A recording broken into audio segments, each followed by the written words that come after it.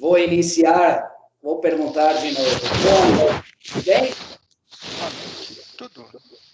Tudo bem, Danilo? Como é que você está? Bem. Então, tá bom. Pessoal, vamos dar início à nossa aula de hoje, 24 de abril, ok? A partir de hoje, a gente entra aí na unidade 3, sessão 1, ok? Da disciplina Saúde e Segurança do Trabalho. Semana passada, vocês fizeram a prova fácil daquela, né? Muito fácil, sem maiores problemas. Depois eu vou disponibilizar o gabarito para vocês, perfeito? E vou, efetivamente, após o intervalo, fazer aí a revisão da prova para que a gente verifique as questões que caíram e se alguém tem alguma dúvida e queira me perguntar algo. Perfeito? A gente inicia o segundo bimestre com a unidade 3.1 da disciplina de segurança do trabalho. O Danilo me perguntou há momentos atrás se a gente estava com o cronograma em ordem. Sim, estamos perfeitamente em ordem, não tem qualquer atraso, está tudo caminhando dentro da normalidade. Perfeito? Eu só peço a vocês que efetivamente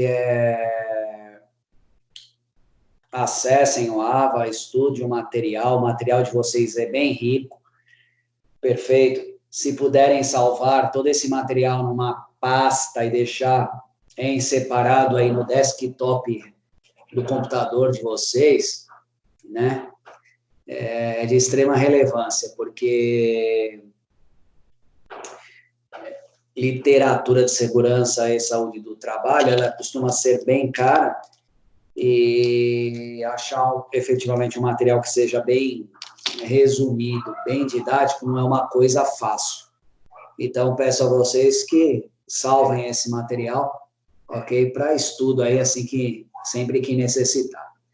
Eu vou abrir aqui a nossa apostila, né, de saúde e segurança do trabalho, unidade 3, seção 1, é onde a gente se encontra. Perfeito? E a gente vai fazer um checklist para avaliação de um acidente do trabalho. Isso é de extrema relevância, porque muitas das vezes você tem, isso vai, na ocorrência de um acidente do trabalho, terá perícia, tá? E havendo efetivamente perícia, a gente precisa saber se foi culpa da empresa ou não. Um laudo técnico, que na maioria das vezes será feito pelo engenheiro do trabalho, vai apontar o que efetivamente aconteceu. Então, na unidade 3.1, a gente trata aí desse checklist para avaliação de um acidente de trabalho, perfeito, e é o que a gente vai estudar. Então, vamos lá. Nesta unidade de ensino, estudaremos mais as normas regulamentadoras, as NRs. A imagem não está sendo compartilhada. Não está sendo compartilhada? Para mim, não. Será? Deixe-me ver aqui. Não está mesmo. Então, vamos lá. Deixa eu compartilhar aqui. Compartilhar. E olha que eu perguntei para você antes. E agora, está compartilhado? Agora sim. Então vamos lá. Unidade 3, seção 1, que a gente vai tratar aqui o nosso tema, né, checklist para avaliação aí de um acidente do trabalho. Vou deixar até maior para vocês. Ficou melhor agora? Está melhor agora? Professor, para mim não está aparecendo. Oi? Para mim não está aparecendo. Mas está compartilhado, viu? Que agora eu estou compartilhando a tela. Vocês estão vendo aí a tela? Estamos. Então, veja aí o que efetivamente está acontecendo. Caso contrário, você tem essa apostila no AVA, você pode verificar por lá também, tá? Então, vamos lá. Nessa unidade de ensino, estudaremos mais as normas regulamentadoras, as NRs. Já disse para vocês que na disciplina saúde e segurança do trabalho, as NRs da Fundacentro, especialmente as NRs da Fundacentro, que são normas regulamentadoras devidamente interpretadas, deverão ser por vocês conhecidas. Vocês devem estudar isso, devem efetivamente entrar no site da Fundacentro e dar uma olhada nas NRs, perfeito, nas normas regulamentadoras, para que vocês tenham conhecimento total das normas que regem a saúde e segurança do trabalho. E com isso, aprofundaremos alguns temas vistos anteriormente, criando um corpo de conhecimento importante para análise de riscos e acidentes de trabalho. Então, quais são, nessas sessões 3.1, 3.2, 3.3, o que nós vamos efetivamente estudar, né? Porque a gente está abrindo a unidade aí 3.1.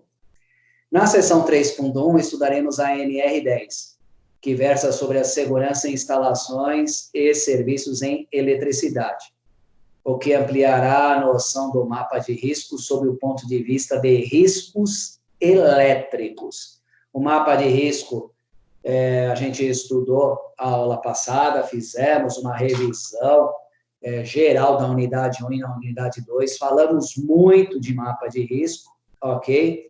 Na sessão 3.1, a gente vai focar em a NR10, que trata aí dos riscos elétricos. É isso que a gente vai poder alinhar. Não podemos nos esquecer, né, e relembrando, que a gente está tratando de um checklist para avaliação de um acidente de trabalho. É isso que diz a unidade 3.1. Já a unidade 3.2, perfeito? A gente vai estudar um pouco da NR09, focalizando, no entanto, a questão da higiene ocupacional. Perfeito? Também serão estudadas as NR15 e a NR16, que falam de atividades e operações insalubres e atividades e operações perigosas, respectivamente. Vocês vejam que esse tema, hoje em dia, né, em decorrência aí da pandemia, higiene ocupacional, mas nós só vamos ver isso na unidade 3, seção 3.2.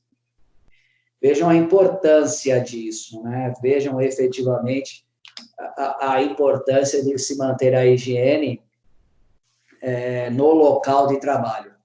Tá? É uma questão que está bem em voga hoje, perfeito. Como fazer para manter efetivamente um ambiente descontaminado, que seja um ambiente salubre, que as pessoas possam bem desenvolver efetivamente seu trabalho. Se o nosso governador, o Dória, né, liberar efetivamente a quarentena no próximo dia 10, que está aí, faltam 12 dias para o dia 10, que medidas que nós poderíamos inserir, né, no nosso ambiente de trabalho ligado à higiene ocupacional? Com certeza, o pessoal ligado à saúde e segurança do trabalho tem que verificar isso com outros olhos. Estamos vivenciando, né, um momento atípico. Então, a NR aqui, atualmente, é de extrema relevância. Na NR3, ok, falaremos da NR23, que fala de proteção contra incêndio e itens de outras normas que citam essa mesma problemática. Então, na seção 3, a gente está inaugurando a unidade 3, né? Na seção 3, falaremos aí de proteção contra incêndio. A gente sempre acha, né? Mas fala de incêndio, eu nunca ouvi muito falar de incêndio, será que incêndio ocorre? Eu até cheguei a comentar com vocês, eu até me dei como exemplo, né? Eu efetivamente até me dei como exemplo, quando a minha casa pegou fogo. Vocês se recordam disso? Eu cheguei a comentar com vocês ou não? Sim ou não, meus amigos? Falem comigo. Sim, professor. Que ótimo. Falem, interajam comigo, né? Por favor. Então, a gente sempre acha que efetivamente não irá acontecer conosco. E eu senti, as duras penas, essa problemática. Aconteceu dentro da minha casa. Eu podia até esperar que um avião caísse em cima da minha casa, mas jamais que ela fosse efetivamente pegar fogo. E pegou e eu perdi tudo. tá? Por uma problemática de ar-condicionado. Então, na seção 3 estudaremos isso, né? A proteção contra incêndio, de extrema relevância. E na seção 4, tá? A gente finaliza aprofundando aí a NR18, que trata da segurança na construção civil. A construção civil era o número 1 em acidentes do trabalho. Hoje é transportes. Então, transportes ocupa aí no ranking, né, das empresas ligadas a acidente de trabalho, as empresas as transportadoras em geral, e número 2, a construção civil. Temos muitos acidentados na construção civil, mas muito mesmo. Perfeito? Via de regra, né, costuma ser um trabalho pesado na construção civil, e qualquer descuido efetivamente pode acarretar aí um acidente do trabalho. E, consequentemente, uma perda da capacidade laborativa, ou então, num acidente mais gravoso, até o evento morte. Perfeito? Aqui temos uma situação, problema na construção de uma termoelétrica, ok, alguns questionamentos. Mas vamos entrar aqui é uma situação, problema, perfeito? Mas já vamos entrar aqui, efetivamente, na NR10, segurança em eletricidade, que é efetivamente o objeto do nosso estudo. Então, conceituando aí a NR10, versa sobre as seguranças em instalações e serviços em eletricidade, sendo aplicada às etapas de transmissão, geração, consumo, distribuição, projeto, montagem, construção, manutenção e as operações das instalações elétricas. Então, vejam que a NR10 parece simplista, mas ela não é. Vejam todas essas etapas, né, que se aplica a NR10, desde a transmissão, geração, consumo, distribuição, projeto, montagem, manutenção e operação das instalações elétricas, perfeito? O que nós faremos, perfeito? Vamos dar uma olhada aqui, ó, nesta situação.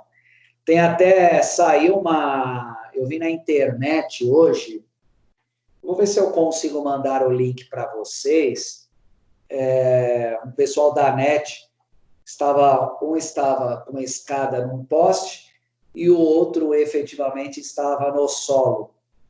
E aí, o que ele fez? Para ele passar o cabo para o colega que estava no poste, ele jogou. No que ele jogou o rolo, acabou efetivamente batendo num fio ao outro e deu um curto enorme. A pessoa que estava no poste caiu e se acidentou. Não só a pessoa que estava no poste, mas a pessoa que estava no solo também, em decorrência da explosão, também se acidentou. Foram os dois acidentados.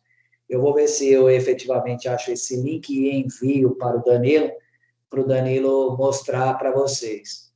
Então, vamos fazer uma reflexão aqui, né? Neste caso bem simplista. O que vocês achariam, né? Quais os riscos relacionados aqui a acidente do trabalho? O que vocês, efetivamente, podem analisar desses dois colaboradores em se tratando de eletricidade? Olhando assim, para eles de bate-pronto, o que vocês podem perceber? Estão sem luvas. De imediato, estão sem luvas. Usando o relógio. Pelo amor de Deus, sem luva, manuseando o relógio. Não sei dimensionar, mas qualquer eletricidade aí, efetivamente, está em torno aí de 13 mil volts num relógio desse, entendeu? É a média, tá? E a pessoa manuseando um relógio desse sem estar portando luva. Vocês sabiam que se esta pessoa aqui, ó, que está com capacete R e que está com a mão no relógio, sofrer um choque elétrico e ficar grudada aqui no relógio, né, no quadro de força, melhor dizendo, e esta pessoa aqui tentar ajudá-la, e colocar a mão nela, para tentar desgrudá-la aqui do quadro de força, ela também ficará presa. Então, aqui o risco é para ambos os colaboradores. Aqui não dá para ver o restante se eles estão de botas ou não, e se esta pessoa está de óculos ou não. Perfeito? Se eu não me engano, ele tá com a chave no bolso ali. A chave não. O alicate. Esse daqui, Exato. Não, esse é o outro segundo aí. que está segurando o cabo, Isso. Acho que, se eu não me engano, não pode, né? não, jamais, nada aqui. Ele não poderia nem estar de relógio. Ele não poderia nem estar de relógio. O relógio é metal, condutor de energia. Ele não poderia nem estar de relógio. Perfeito? Quem trabalha efetivamente com eletricidade, tá, não pode sequer estar portando uma correntinha, sequer portando um relógio, nada que seja de metal. Ele é condutor de energia. E esse óculos, né, olhando assim, parece que é um óculos de grau, não um óculos protetor. Parece que é o óculos de grau dele, né, e não efetivamente um óculos de proteção. Perfeito? Então, está totalmente errado. Está totalmente errado. Sem luva, efetivamente segurando objeto de metal, portando objeto de metal, vejam que está totalmente errado. Esse daqui me parece que está falando ao telefone. Então, a nossa unidade 3, ela é um checklist, né? Então, vejam aqui que num simples olhar, vejam quantas irregularidades. E a gente, para quem não é conhecedor, né, de saúde e segurança do trabalho, olhando eles com esses uniformes, até parece que eles estão devidamente paramentados, né, para mexer no quadro de força. Estão totalmente equivocados aqui no manuseio. Perfeito? Então, vamos lá. Riscos relacionados com eletricidade, o que efetivamente pode acontecer. O próprio choque elétrico, perfeito? Mexer com eletricidade, o próprio choque elétrico, perfeito? O choque elétrico, na maioria das vezes, pode causar aí uma parada cardíaca, dependendo da voltagem, queimaduras. Então, o choque elétrico pode provocar queimaduras. Aí depende do grau de lesão, para a gente saber se é uma queimadura de primeiro grau, segundo ou terceiro. Ok? Quedas e perda de equilíbrio. Né? O nosso corpo, ele efetivamente tem um eixo que nos sustenta, né? Tal como a Terra, né? Existe um eixo. A Terra se movimenta através de um eixo. Perfeito? Então, a gente pode ter perda do equilíbrio quando a gente mexe com a eletricidade, quando sofremos um acidente com a eletricidade. Pode acarretar uma explosão, como eu acabei de mencionar, que eu vou ver se eu passo aí o link para o Danilo, desta explosão que eu vi o pessoal da NET jogando cabo um para o outro e acarretou uma explosão simplesmente enorme. Perfeito? Incêndio, como eu dei de exemplo para vocês, até a minha própria residência, foi em decorrência de eletricidade. Perfeito? A pessoa que montou o quadro de força na minha casa, ela colocou um disjuntor, ok? Mas deixou ele ligado no direto, deixou o ar-condicionado ligado direto para ver se o ar-condicionado efetivamente resfriava. Ele aqueceu demais e o ar-condicionado ele tem uma resistência, tal como uma resistência de chuveiro, perfeito? Tal como uma resistência de chuveiro. Ele derreteu na frente, que é plástico, ele caiu na minha cama, que é cama de casal, e daí pegou fogo no colchão, que pegou fogo na cortina, que pegou fogo na casa inteira, e é para tentarem tirar o colchão, o meu colchão de dentro de casa, que estava incendiado, o que eles fizeram? Passaram com o colchão incendiado por dentro da casa, eu não estava no momento. No que passou foi pegando fogo em tudo, né? Até a tinta da residência, ela é inflamável. Até a tinta da residência é inflamável, ela pega fogo, tinta é inflamável, ela pega fogo. Ou seja, queimou-se tudo, parede, assim vai, tive que começar com uma casa do zero, em decorrência de um incêndio por eletricidade, tá? Então, agentes de incêndio com eletricidade, choque elétrico, queimaduras, perda de equilíbrio, explosão, incêndio e exposição à radiação eletromagnética. Contanto que, muitas das vezes, né, você está andando com o seu carro pela rua, caiu efetivamente um fio de eletricidade no carro, você não desça do carro, porque a borracha isola, né? A partir do momento que você descer do carro e pôr o seu pé no chão, vai dar terra, ok? E efetivamente vai acontecer uma radiação eletromagnética. Você morrerá eletrocutado. Então, o metal, a chapa do veículo, ela é condutora de eletricidade. A borracha do pneu, ela isola. O carro, efetivamente, por enquanto que você está lá dentro, ele está isolado. A partir do momento que você sair do carro, você vai ter uma radiação eletromagnética atraindo para si a eletricidade.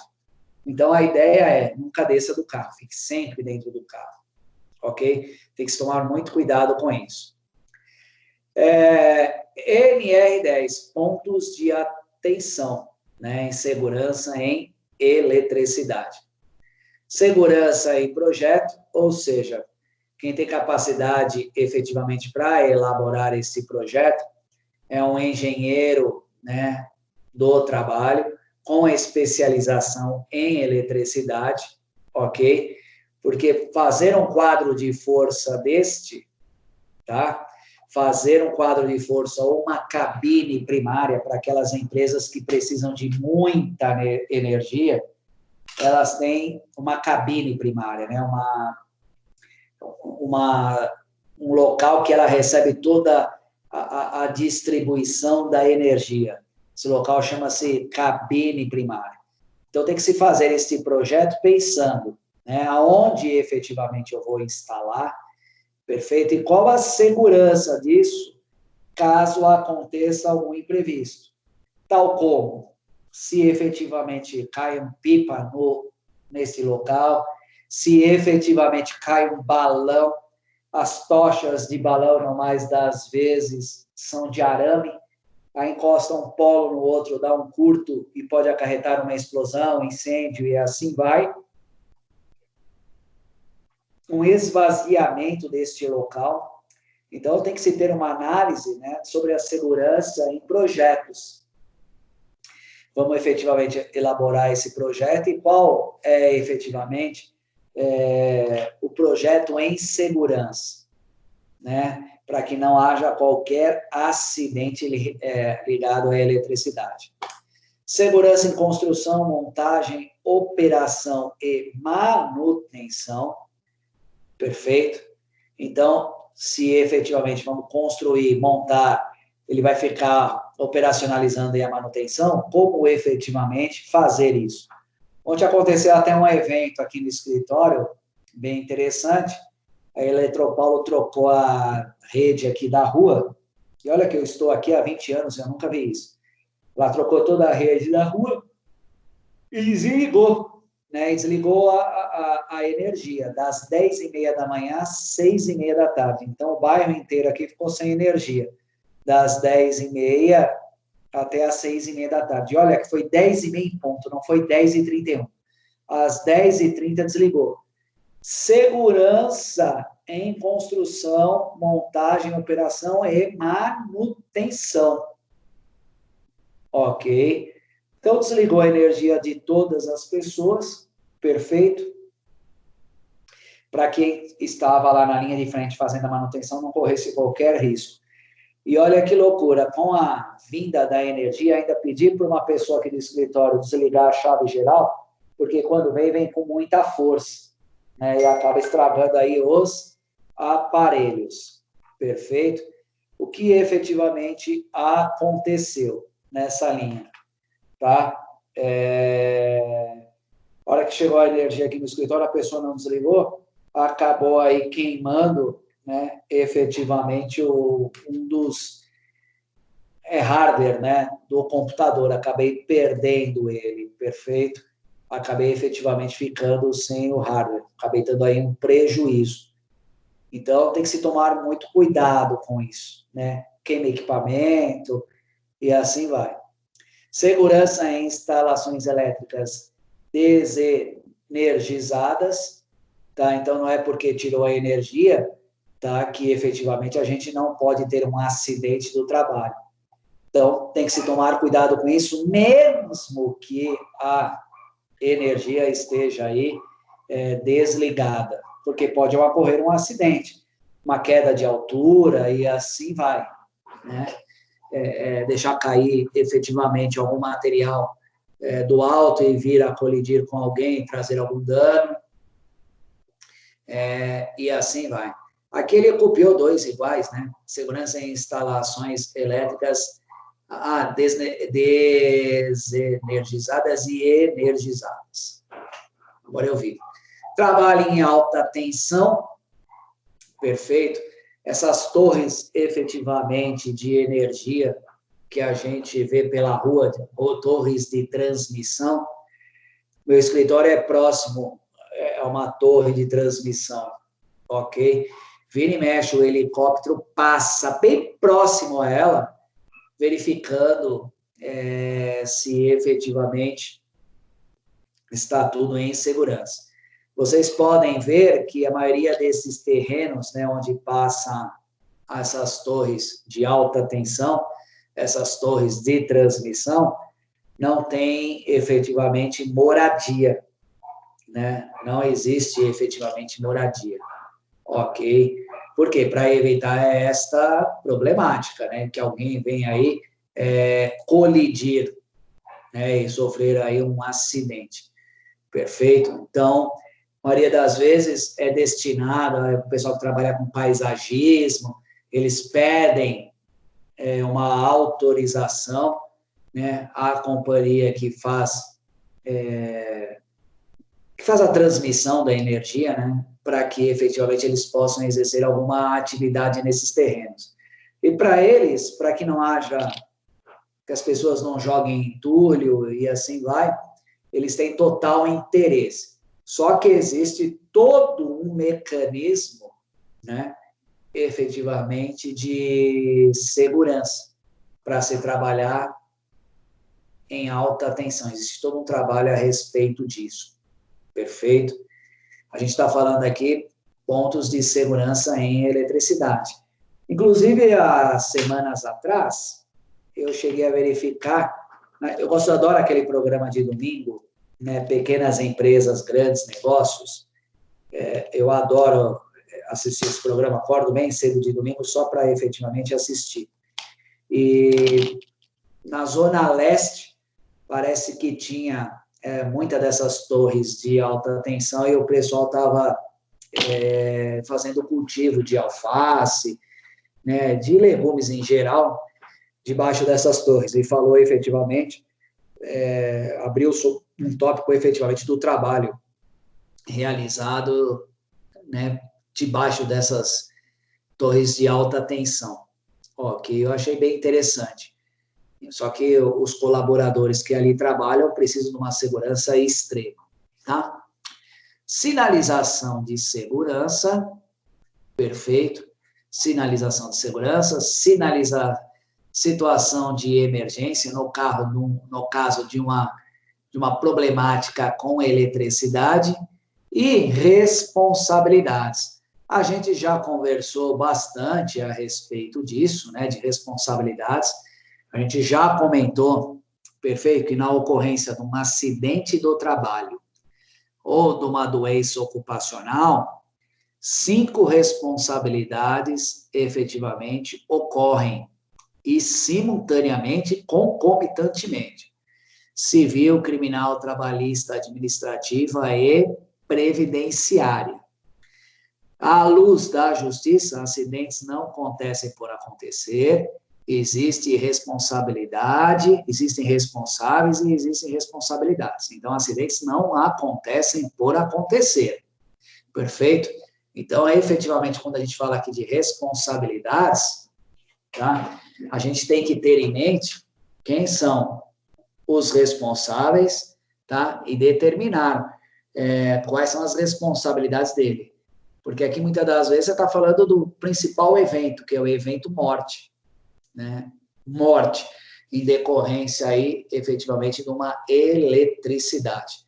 Então, isso tem que tomar muito cuidado. A eletricidade é um negócio, efetivamente, complicadíssimo, tá? E aí, fora, a gente tem o meio ambiente, né, natural, e nós temos um meio ambiente artificial. O meio ambiente do trabalho, a empresa em si, o departamento onde ficam as máquinas, é um meio ambiente artificial. Ele foi criado pelo homem, né? Ele foi posto ali pelo homem, perfeito? Então, ele é um meio ambiente artificial. O meio ambiente natural, ok? Que são efetivamente aí as florestas, os rios, os mares, também tem que se ter cuidado, né? Porque a gente não pode esquecer aí dos raios. Essa semana eu também vi na internet, acho que foram, salvo engano, foi em Goiás isso que aconteceu, tá? Mas acho que foram 120 vacas que morreram, tá? Em decorrência aí, efetivamente, de um raio, ok? Caiu em campo aberto, a hora que caiu efetivamente no chão, matou 120 vacas. Tá? Também, se eu achar esse link, eu passo para vocês. Perfeito? Eu vi esta semana. Então, quando a gente fala em segurança em eletricidade, a gente tem que se ater também do meio ambiente natural e o meio ambiente artificial. Ok? Quando a gente pensa nessas responsabilidades e quando a gente pensa em segurança em eletricidade. Tá? Eu lembro também, há alguns anos atrás, voltando a raio, agora me reviveu na memória aqui, uma vez que acho que foram 5, 6 pessoas que caiu um raio no Guarujá. O Guarujá tem uma incidência, por ser praia aberta, tem uma incidência de raio muito forte. E aí, efetivamente, caiu na praia e acabou matando 5, 6 pessoas lá. Perfeito? Então, temos que tomar cuidado com isso. Então, esses são os pontos, né, de segurança em eletricidade que a gente efetivamente tem que verificar, especialmente tratando aqui das responsabilidades. Perfeito? Tem pessoas que não estão nem aí, né, não se preocupam com isso, mas acidentes não acontecem por acontecer, existem responsabilidades e existem responsáveis. Então, alguém vai ter que responder por isso, que não seja nós, tá? Que efetivamente não seja nós. Então, a gente tem que tomar muito cuidado com isso. E quando eu falo nessa segurança em eletricidade, pode ser uma coisa simplista, viu? Não vamos pensar que precisa ser uma coisa grande, pode ser inclusive dentro da nossa casa, né? Quem aqui já não tomou um choque no chuveiro? Perfeito. Quem efetivamente aqui não foi trocar uma lâmpada e acabou tomando um choque, ou até mesmo mexendo numa tomada residencial? Acontece. A gente nunca acha que irá acontecer conosco, né? Mas acontece sim. Acontece sim, tá? Então, a ideia, né, de segurança em eletricidade, para a nossa disciplina, é que a gente sempre trabalhe com caráter prevencionista. Quando eu abri a minha primeira aula com vocês, a palavra-chave sempre foi esta e sempre será esta, né? Prevenção, prevenção, prevenção. Perfeito? Então, a gente, para todos os locais dentro do meio ambiente de trabalho que vocês olharem, tá? A gente tem que olhar e pensar, eu estou aqui para prevenir um acidente.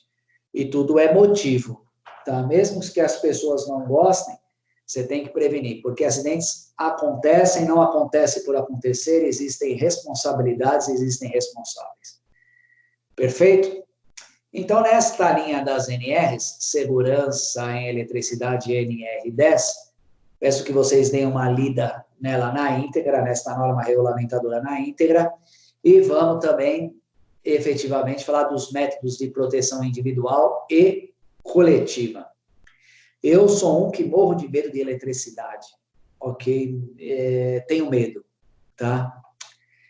Também existe a necessidade de adoção de métodos de proteção individual e coletiva. Veja algum dos métodos de proteção coletiva. Desenergização elétrica. Se não for possível utilizá-la, deve-se empregar atenção de segurança. Na impossibilidade de implementação de tal medida, deve-se realizar isolamento das partes energizadas vivas e dos obstáculos, usar barreiras e sinalizadoras, utilizar sistema automático de seccionamento de alimentação e bloquear o religamento automático. Perfeito? Então, nesta linha, o melhor de todos, né, quando a gente vai mexer na rede elétrica, é tirar a energia dela, a desenergização. Ok? É efetivamente desligar, ok, o quadro de força. Esse é o mais seguro. Você desliga, você vai trocar um chuveiro dentro da sua residência. Então, desliga o quadro de força. Perfeito? Você não vai correr qualquer risco. A maioria dos chuveiros é 220. Você tomar um choque de 220 não é fraco. Não é fraco. Perfeito? Então, desenergizar o ambiente é o método mais seguro. Mas tem algumas circunstâncias que não dá para você efetivamente desenergizar. Então, se não der, que a gente efetivamente traga aí para uma tensão que seja segura, tá? Diminuir a tensão que está efetivamente ocorrendo naquela localidade, tá? Se não houver, se for impossível, né, na impossibilidade de implementação, realizar isolamento das partes energizadas e dos obstáculos, ou seja, ver se a gente não pode efetivamente colocar numa parte que seja energizada e efetivamente, né, cortar dali para frente. Vocês vejam que até nos veículos mais antigos, né, existem efetivamente a chave geral para se evitar incêndio, porque a gente sabe que a bateria de um veículo, por exemplo, é condutora de eletricidade, é condutora de energia. Ainda que seja 12 volts, tá? Que é o que os carros atuais utilizam, os carros mais antigos são 6 volts, os carros atuais 12 volts. Então, se você vai mexer num veículo seu, trocar uma peça, é de bom alvitre que você desligue o cabo positivo da bateria, tá? E efetivamente possa ter aí, trabalhar seguro, ok? Então, realizar o isolamento das partes energizadas, tá? Ver que parte, que ambiente que você vai trabalhar. Por isso que existe aqui, ó, um quadro de força. Esse quadro de força, cada disjuntor desse aqui, ó, que é ligado num cabinho, vocês estão vendo aí? Sim ou não? Sim ou não? Falem comigo. Sim. Ah, que bom. Cada disjuntor deste, tá? É de bom alvitre que ele seja nomeado. Vamos supor que isso daqui seja numa residência. Um disjuntor para chuveiro, um disjuntor para cozinha, um disjuntor para o quarto, um disjuntor para o ar-condicionado, um disjuntor para o chuveiro, um disjuntor para o portão elétrico da garagem. Então, ter vários disjuntores, perfeito, para que efetivamente eles sejam nominados, porque se eu precisar trocar um chuveiro, está indo nesta linha aqui, por exemplo, tá? Eu faço uma realização mediante isolamento das partes energizadas.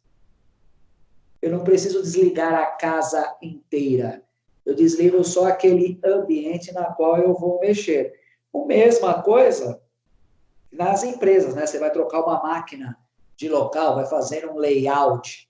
Aí está a importância de se termos aí um quadro de força, perfeito, que tem a ver com este projeto que a gente viu, né? Segurança em projeto. Eu vou efetivamente trocar aí um compressor de ar. Hoje eu não vou ter que desligar a empresa inteira, toda a parte administrativa, para trocar um compressor de ar que fica aí efetivamente na parte operacional. Eu posso ir lá e desligar apenas, então, somente a parte do compressor de ar e manter a empresa em pleno funcionamento. Lógico que isso faz parte de um projeto, né? Em especial em construção, montagem, operação e manutenção. Isso tem que ser feito por um engenheiro elétrico, eletricista. Ele que tem que passar para a gente este projeto de segurança em eletricidade. Usar barreiras e sinalizadores, ok? Então, efetivamente, não é qualquer um que pode ter acesso ao quadro de força. Então, você tem que sinalizar que ali é um quadro de força, perfeito, e usar barreiras. Muitas das vezes, tem pessoas que são mais simplistas, por exemplo, alguém que trabalhe com limpeza, faça parte de limpeza da empresa, e tem por costume usar água. A água é condutora de energia.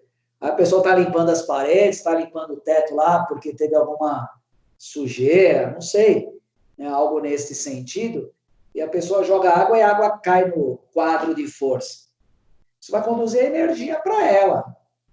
É da água que se faz energia, vai conduzir para ela. Então, efetivamente, ela tem que estar sinalizada e tem que ter uma barreira, para que essa pessoa não chegue próximo a este local. Perfeito? E tem pessoas que são desavisadas, a pessoa, muitas das vezes, está com a cabeça em outro lugar, não vê esse perigo. Este perigo, quem tem que ver preventivamente é nós. Então, a gente tem que ter uma visão, como a gente falou lá no mapa de risco, né, uma visão raio-x da empresa, uma planta baixa. Hoje, qual é a pessoa que efetivamente que vai vir aqui e vai fazer uso disso? Qual é o risco que ela irá ocorrer? Perfeito? Será que ela será posta em risco? Tá? Então, isso tem que estar sinalizado. Senão tem pessoas que não entendem.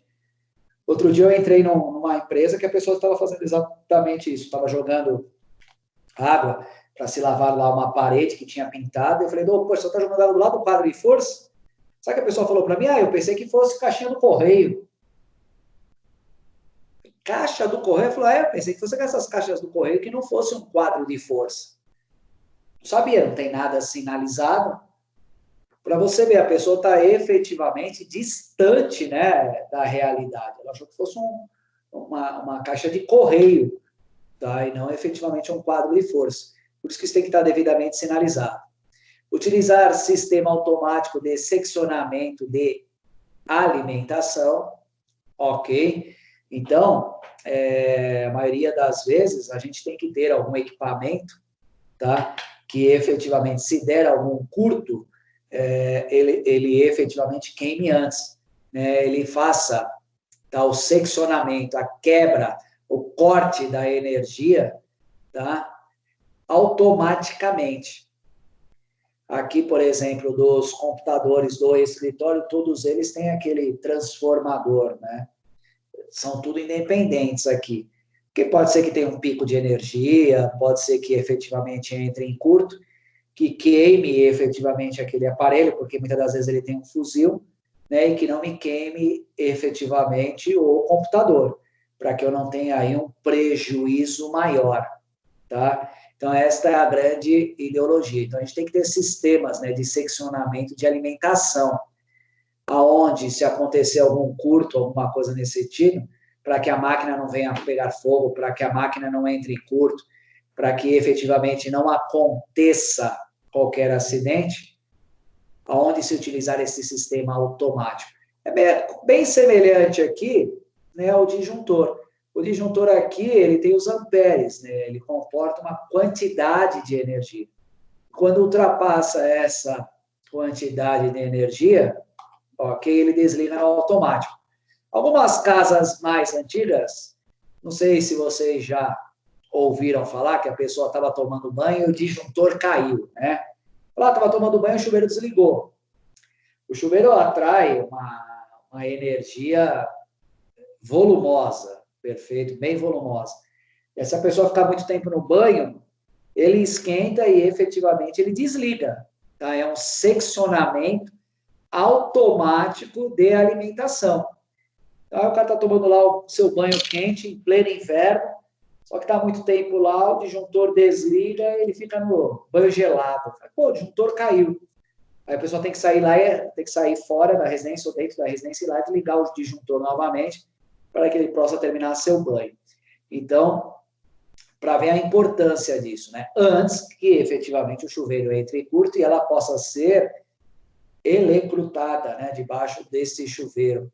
E isso acontece dentro das empresas e assim vai. Então, a gente tem que utilizar, né, esses sistemas automáticos de seccionamento de alimentação. E bloquear o religamento automático. Perfeito? Então, nas empresas que têm condições de fazer todo esse investimento, tá? De todos os investimentos, é excelente. Em especial deles, né, bloquear o religamento automático, para que não venha a ter problemas. De repente, no ambiente de trabalho lá, não esteja ninguém em determinado horário. Aí, religa automaticamente, e se efetivamente entra em curto ou algo nesse sentido, não está lá ninguém nem para sequer pedir socorro. Então, é um problema complicado de se enfrentar. Tudo bem, meus amigos? Vocês estão por aí? Vou dar até uma olhada quantos alunos eu tenho aqui. Ah, tem bastante gente, entendeu? Tem bastante gente. Tá dando para entender? Tá tudo certo aí, meus amigos? Fale um pouquinho comigo. Sim, professor. Tá tudo certo aí? Tudo. Então tá bom. Tá dando para entender? Tá bom. Tá dando para entender, Vanessa, Aristides e todo mundo? Kaique? Sim, professor. Sim, professor. Então, Oh, não, como assim? Eu vou... já ativaram o mundo aqui. Então, vou voltar. Quem tiver alguma dúvida, por favor, me pergunta aqui para a gente dirimir a dúvida. Voltou de novo a tela aí? Estão me vendo? A tela está compartilhada? Está, professor. Então, vamos lá. Normas regulamentadoras, segurança em eletricidade, tá? Definindo níveis de perigo. Alta tensão, sigla AT. Tensão superior a 1.000 watts em corrente alternada ou 1.500 watts em corrente contínua.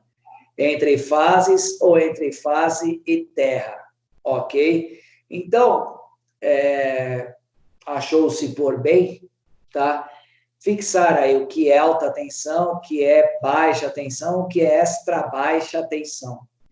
Então, aqui, efetivamente, vai de 1.000 a 1.500 volts.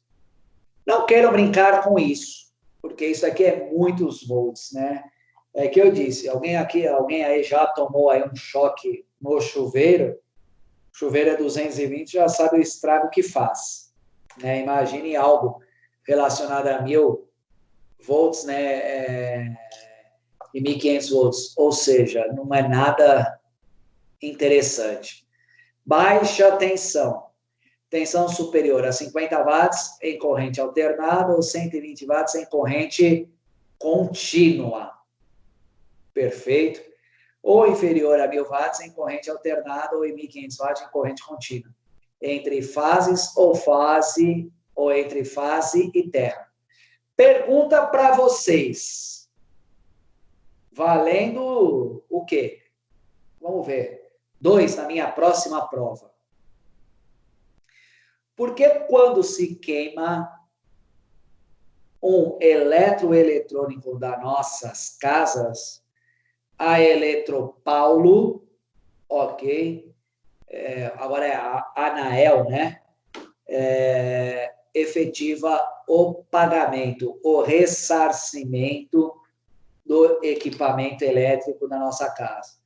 Efetivamente uma geladeira, um micro-ondas, algo que seja movido a energia, porque a ANAEL faz o pagamento, faz o reembolso do equipamento queimado. Por quê, hein? Alguém arrisca falar alguma coisa? Porque é algum problema da própria eletricidade da empresa? Precisaria melhorar essa pergunta para você ganhar 2, hein? Eu acho que a empresa acaba tendo uma sobrecarga e mandando uma corrente Foi. mais forte para as Foi residências respeito. e assim Tá? queima. Não só por isso, Danilo. Alguém vai me falar mais alguma coisa? Não só por isso, tá? Mas, na verdade, entendeu? Lógico, o pico de energia, que é o que você está me dizendo, mas, na verdade, a Eletropaulo, entendeu? Ela deveria fiscalizar todos os imóveis para ver se esses imóveis estão aterrados. Então, toda a casa tá, só queima efetivamente o objeto eletrônico, entendeu? Porque não tem aterramento, né? As casas mais novas deveriam efetivamente ter o aterramento. E a Eletropaulo deveria fiscalizar, ou seja, se desse um curto que ele efetivamente não entrasse da casa para dentro. Deveria-se ter um seccionamento, né, de alimentação através de um aterramento de energia. Ok? Deveria-se ter esse isso. aterramento? Contanto que vocês veem que nos prédios tem o famoso para-raio, né? Para que efetivamente não entre, obrigatoriamente, né? Não entre aí a energia para dentro dos apartamentos, que isso entre em curto, que efetivamente possa acarretar aí efetivamente um incêndio, uma explosão ou algo nesse sentido. Então, pode ver que a maioria dos prédios tem aí efetivamente seus para-raios, né? Voltando aqui para o mas o para-raio é em decorrência aí de um ambiente natural. De um ambiente artificial, que são as empresas, tem que se ter o aterramento. Você ia me perguntar alguma coisa, Danilo? Sim, o que é esse aterramento? Como que ele é feito? Ele efetivamente, tem um cabo neste quadro de força, deveria-se ter, não é um cabo neste quadro de força, perfeito, tal como este azul aqui, ó, porque aqui a energia está entrando por cima e está distribuindo entre os disjuntores. Está vendo aqui? Sim. Né? E tem que se ter um cabo aqui, ó, perfeito, que se der algum curto-circuito, que ele jogue para a terra, porque a terra serve de isolamento. Por isso que se passar da alta tensão, deveria se ter um aterramento para não se ter risco, ok, de um curto. Perfeito? Esta deveria ser, essa fiscalização deveria ser parte da ANAEL, responsabilidade dela. Mas a maioria das casas, principalmente as mais antigas, não tem esse aterramento. As casas mais novas têm, mas não são fiscalizadas, tá? Para que isso não ocorra. Num caso de curto-circuito, que não entre para dentro da casa, que ela vá para a terra. Perfeito? E conduz a energia para lá. Né? Mas não se tem isso. Na maioria das vezes é aberto um buraco, ok? Isso é quando a casa está em construção, é aberto um buraco, né, com o projeto da casa, é colocado um cabo, né, um metal, ok? Extremamente comprida, ela é aterrada e é ligado esse cabo é ligado como se fosse aqueles cabos de bateria, né, na extremidade dela. Se acontecer qualquer imprevisto, porque a energia ela tem que sair para algum lugar, entendeu? Ela tem que expandir para algum lugar, que ela vá para a terra, ok? E não para dentro da casa, né? Quando às vezes a gente fala, poxa, o chuveiro explodiu. O explodiu tem um aterramento, se tivesse aterramento não aconteceria aí. Tudo bem, Danilo? Tudo. E sobre aquelas tomadas que tem 3 pontas? O plugin tem 3 pontas. Tem uma que fala que é uma neutra, né? Que é por causa de condução de energia.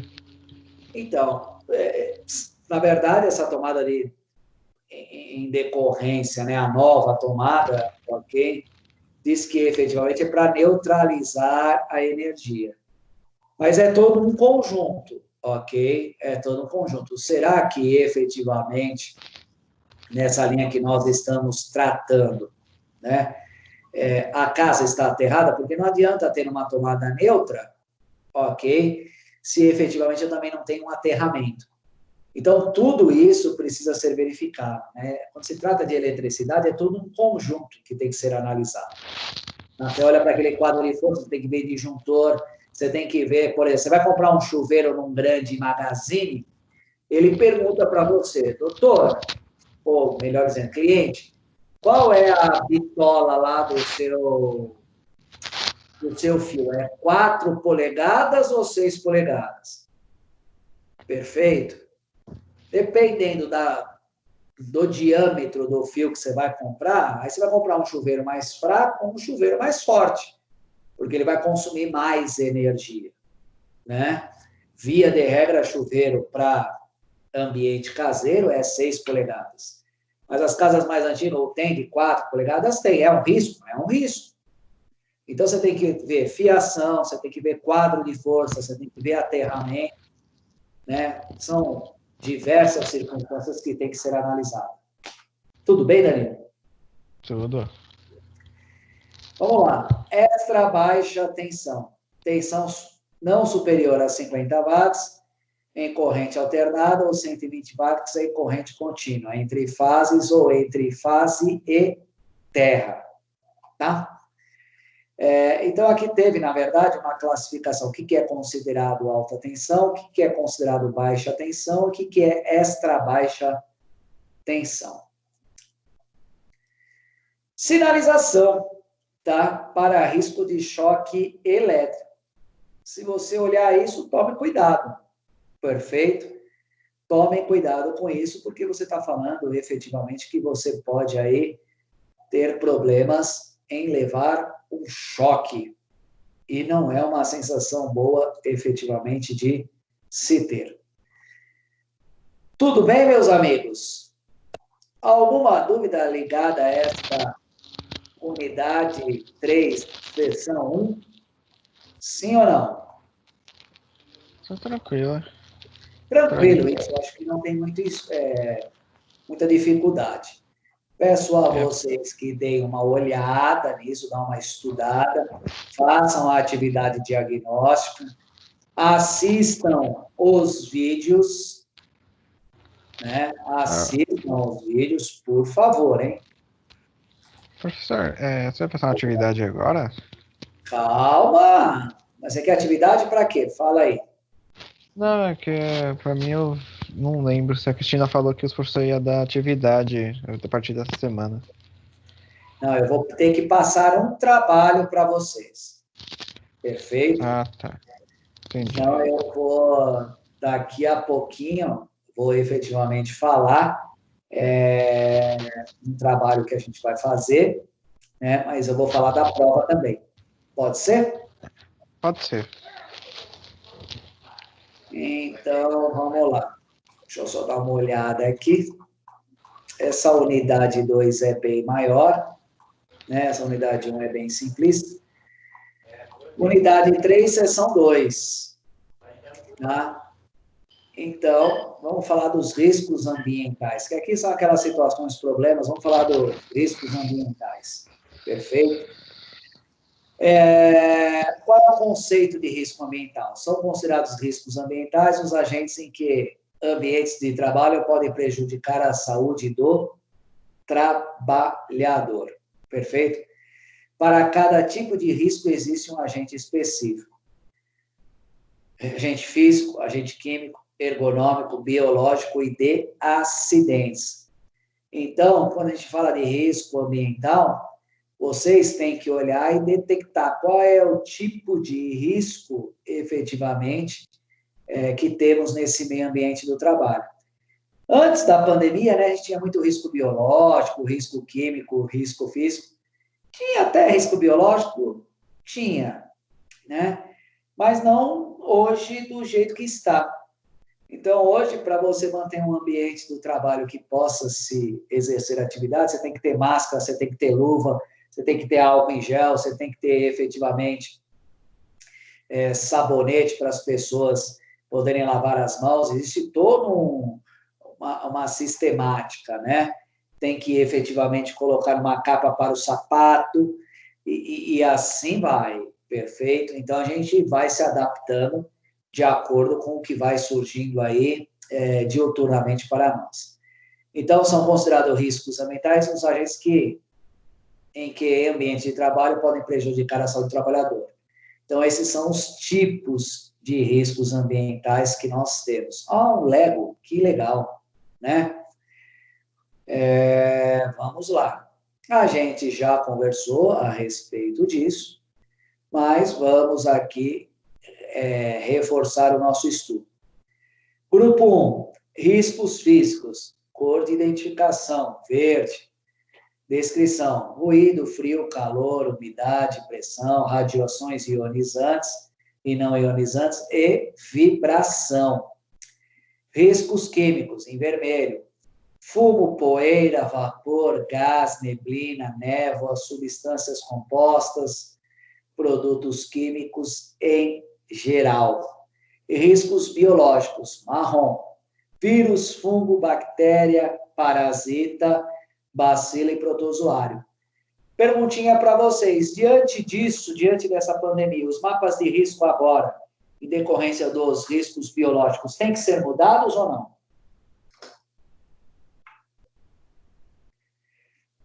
Tem alguém aí? Falem comigo.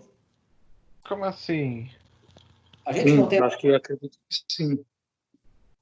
A gente não tem agora uma preocupação com o vírus, né? Sim. O Covid. Ele não é um risco biológico? Sim. Com certeza. Com certeza. Provavelmente irá alterar. O mapa de risco, ele não demonstra todos os riscos que uma empresa tem? Sim. Então, a pergunta é... Deveria, né?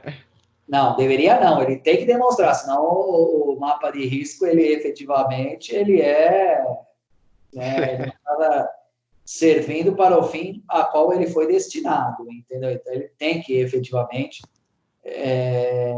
cobrir aí todos os riscos da empresa.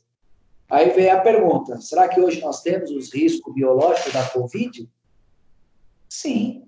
Um local, efetivamente, que tenha dentro de uma empresa, que tenha muita aglomeração de pessoas, ele tem que ser melhor visto. Então, eu tenho que desenhar um layout diferente. Professor, mas dentro da empresa que eu trabalho não tem aglomeração, só trabalham 10. Poxa, mas é 10 um do lado do outro, e quem efetivamente trabalha um do lado do outro, pega ônibus, está sujeito a transporte público, né, frequenta supermercado, e assim vai, poxa, ele está na eminência, né, de contrair o vírus e, efetivamente, contaminar outras pessoas. Eu faço parte de um grupo aqui da OAB Santana, eu moro aqui na Vila Guilherme, né, estou por esses lados aqui, e tem um supermercado chamado Precito, aqui na Rua das Cerejeiras, não sei se vocês conhecem. Acabou de falar que o Precito vai ser interditado porque 10 funcionários contraíram aí a Covid-10. 10 funcionários do próprio supermercado, lógico, um trânsito enorme de pessoas é um risco enorme para os colaboradores. Então, o mapa de risco, tá? Ele efetivamente tem que ser modificado. Não é à toa que, se vocês verificarem, né, algumas empresas estão colocando agora, caixa do supermercado, já que eu estou falando de supermercado, onde se tem atendimento, aquelas divisórias de acrílico entre a pessoa do caixa que está nos atendendo e a gente. Existe agora uma divisória de acrílico. Modificação do mapa de risco. Qualquer alteração no layout da empresa, perfeito, leva efetivamente, consequentemente, à alteração do mapa de risco. Perfeito? Então, todos os mapas de risco hoje, em decorrência dessa pandemia, haverão de ser modificados. Tem que se fazer uma análise. Tá? No meu escritório aqui, a gente isolou as pessoas, na verdade, colocou uma mais longe que a outra, mais longe da outra, e está se trabalhando em rodízio. Perfeito? Um dia que uma vem, a outra não vem, e assim vai, né? Para também não ficar tão parado. Estamos em sistema de rodízio. Perfeito? Onde as pessoas eu trabalhando. tô, Não adianta ser qual deram máscaras e álcool em gel para sempre esterilizar as mesas. Porque fica 3 pessoas numa sala, e a sala é pequena, né? É cozinha, né? Aí tem os âmbitos estão tudo com EPIs, né? O risco tem o risco de proximidade, mas em questão de EPI tá tudo certinho. Você imagina se alguém dá um espirro e tá com Covid, você entendeu? Sim, Né? A gente não pode esquecer que na Covid em especial a gente tem os assintomáticos, né? Aquelas sim. pessoas que estão com vírus, mas não desenvolveu. Perfeito? Por isso que se fala aí no período de 14 dias, né? 14 dias, no ambiente de trabalho, muita coisa acontece. Vamos lá. Agentes físicos, ok? Nós temos aqui o ruído, calor, vibração, radiação ionizante e não ionizante. O que é um ruído? É um som frequente que desagrada o ouvido. Tá? A NR15 divide o ruído em 2 tipos: o contínuo e o intermitente e o de impacto. Né? Tem esse ruído contínuo, ok? É quando fica aquele barulho que não para nunca, né? Intermitente, ele para e começa, para e começa, e para e começa. E a gente tem um ruído de impacto. Na verdade, esse daqui é uma inovação. É aquela, igual quando a gente vê um prédio em construção, né? Tem aquela máquina bate-estaca, que o prédio ele tem que ter uma fundação de acordo com a altura dele. Então, a máquina solta um peso e vai fazendo as fundações do prédio, perfeito? E toda vez que aquilo bate, ele faz um barulho ensurdecedor. Então, ele sobe, solta o peso e vai afundando, né, a viga para dentro da terra. É um ruído de impacto, tá? Então, é um som frequente que desagrada o ouvido. Perfeito? Calor. A gente está vendo cada um desses agentes físicos, hein? Calor é energia transferida de um corpo para outro, em razão da diferença de temperatura existente entre eles. Então, tem muitas das vezes você trabalha num ambiente aí que é insalubre por calor, um calor exaustivo, a temperatura nossa efetivamente corporal, ok? É 36,5, né, o correto, perfeito? Tem gente que chega a 37,5. Acima disso, a gente está trabalhando num ambiente extremamente acalorado, perfeito? E pode levar à desidratação e outras coisas mais, ok? Vibração é um movimento oscilatório de um corpo em razão de forças desequilibradas de componentes rotativos em movimentos alternados de uma máquina ou um equipamento. E aquelas britadeiras, eu fico imaginando aquelas pessoas que trabalham, né, abrindo asfalto com britadeira. Muito embora, ultimamente, eu não ando vendo muita britadeira aí pela rua. Até vou fazer uma pesquisa para ver se acabou com isso, porque eu não ando vendo muita britadeira. Agora está vindo o trator e ele mesmo faz, né, a abertura do espaço. Antes era com a britadeira. Não sei, faz tempo que eu não vejo. Mas ela trazia uma vibração simplesmente enorme, aquele tipo de maquinário. Ok? Perfeito? Então, eu considerava aquele tipo de trabalho sub-humano, era por demais. Radiações ionizantes e não ionizantes corresponde à radiação eletromagnética consistente em ondas elétricas vibratórias que se trasladam no espaço acompanhadas por um campo magnético vibratório, com as características de um movimento ondulatório. Perfeito? Então, essas radiações ionizantes, vocês vejam que quando a gente vai fazer, né, a gente chama de chapa, né, vai tirar uma chapa do pulmão, quebrou o braço, vai tirar uma chapa do braço, a pessoa coloca, né, aquele avental, entendeu, de cobre. A minha esposa é dentista, então toda vez que vai fazer uma chapa o dente de alguém, tem que colocar todo, efetivamente, um avental de cobre por causa dessas radiações, né? Que isso é cancerígeno, entendeu? Pode trazer N problemas. Gás, substância que a uma temperatura de 25 graus e uma pressão tal, está em estado gasoso. Exemplo, oxigênio. Tá? Aqui a gente está falando de... Terminou o agente físico, agora a gente vai falar de agentes químicos. Perfeito? O que é o agente químico? São os gás, o vapor, o particulado, o vaporeiro, o fumo, névoa e neblina e fibras. O gás, uma substância que é uma temperatura de 25 graus Celsius e uma pressão... agora eu não me lembro dessa sigla aqui. Está em estado gasoso. Exemplo, o oxigênio. Perfeito? Vapor. A uma temperatura... Esqueci a sigla desse aqui. Alguém lembra? Você lembra, Danilo, você que trabalha... Vou ver na hora do intervalo. Eu esqueci a sigla.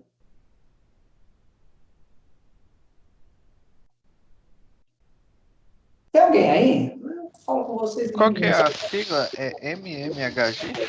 Eu esqueci. Vamos lá ver. Mas vou dando continuidade aí, o que vocês acham para mim? Vapor, a uma temperatura de 25 graus Celsius e uma pressão está em estado líquido ou sólido. Exemplo, vapor de água.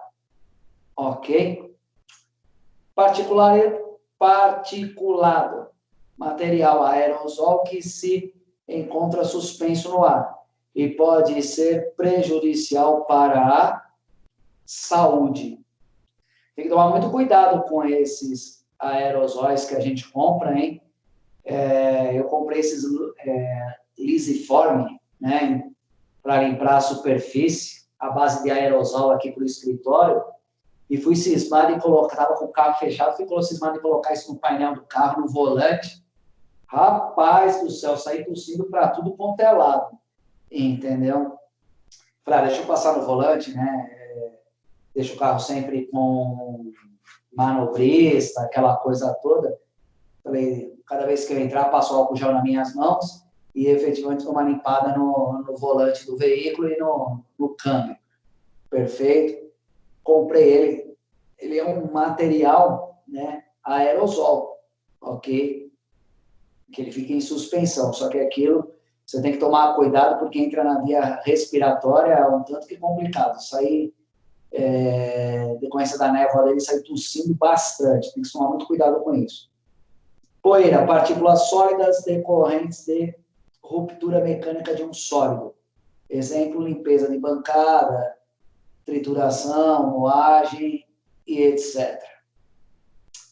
Fumos são partículas sólidas que resultam da condensação de vapores ou de reação química. Exemplo, galvanoplastia.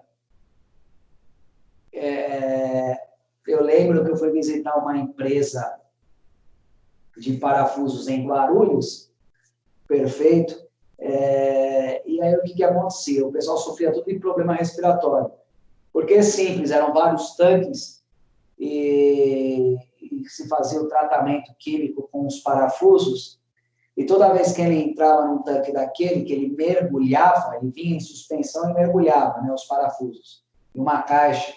Cada caixa tinha mais ou menos 1000 parafusos e mergulhava para se tomar o banho químico. A hora que ele mergulhava, aquilo, maioria das vezes era ácido, aquilo entrava em suspensão. Ok? Ao galvanoplastia para não enferrujar. E aí, o que acontecia? As pessoas aspiravam aquilo.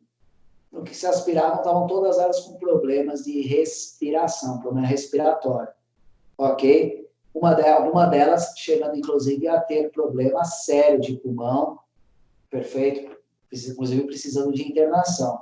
Ou seja, foi feito um projeto para aumentar o teto da empresa num sistema de exaustão em decorrência disso. Perfeito?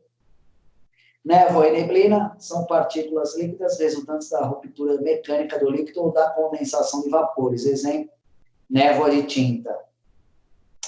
E, por último, fibras. Aqui ele só está conceituando cada um, né? Tal como a poeira, são partículas sólidas decorrentes da ruptura mecânica de um sólido. A diferença está no comprimento, que pode ser de 3 a 5 vezes maior. Então, entre a fibra e a névoa, é que a fibra é maior. Exemplo, lã, algodão, asbesto. E a gente termina por aqui nos agentes químicos. Os agentes biológicos eu vou deixar para uma próxima aula. Pessoal, alguma pergunta a respeito da unidade 3, seção 1 e seção 2, até agente químico aqui? Eu até vou olhar lá para o meu Teams. Vamos lá. Alguma pergunta? Adriele, Aristides, Camila, Danilo, Elinéia, Kaique, Luciana, Lucivânia, Nelson Oliveira, Iara, Tiele e Vanessa. Alguma pergunta? Professor, então, a partir desse assunto vai ser já na próxima prova?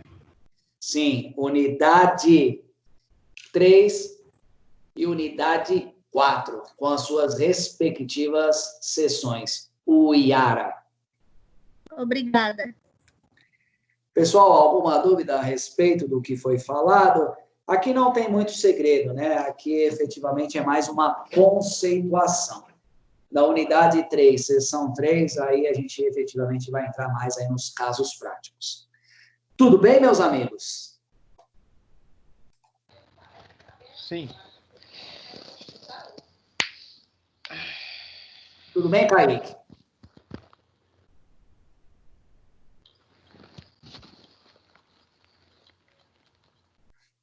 Então tá bom. Meus amigos, vamos sair para o intervalo, vou tomar uma água e a gente se fala após o intervalo. Pode ser? Sim, o intervalo é quanto tempo Pode. mesmo? 20 minutos? 20 minutinhos a gente já retorna. Pode ser? Tá ok. Pode. Obrigado, viu?